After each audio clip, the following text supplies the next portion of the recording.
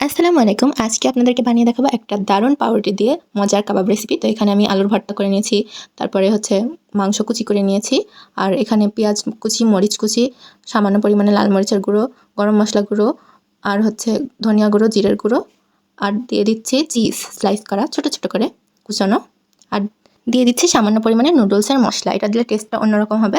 দিয়ে ভালোভাবে ম্যারিনেট করে নিয়েছি, দেখতেই পাচ্ছেন। আর এরপরে দিয়ে দিব সামান্য পরিমাণে লবণ আর 2টা স্লাইস করা পাউরুটি। দেন এতে দিয়ে দিব সামান্য পরিমাণে ডিম। ডিমটা কিন্তু একদম অল্প পরিমাণে দিতে হবে, যাতে অনেক নরম না হয়। দেখতেই পাচ্ছেন কাবাবের জন্য এখন রেডি আমার ডো করার পালা। এরকম শেপ করে নেব সুন্দর চ্যাপ্টা চ্যাপ্টা করে কাবাবের মতো। দেন আমার সবগুলো কাবাবের জন্য রেডি হয়ে গেছে শেপ করা।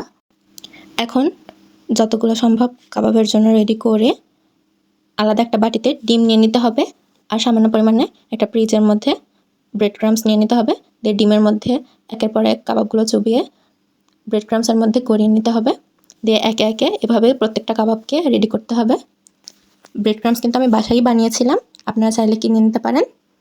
কিন্তু এগুলো পাউরুটির যে সাইডের ছাড়গুলো আছে সেগুলো দিয়ে বানিয়েছিলাম।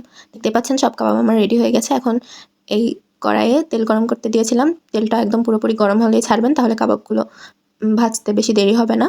যেহেতু এগুলো সব সেদ্ধ করাই জিনিস, তাই ভাজতে বেশি দেরি লাগে না। ডিমের কারণেই উপরে এরকম বাবল বাবল হচ্ছে।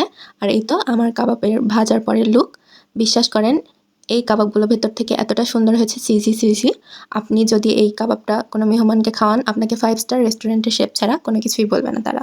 অসম্ভব মজাদার এই কাবাব রেসিপি। ভালো লাগলে শেয়ার করে দিন।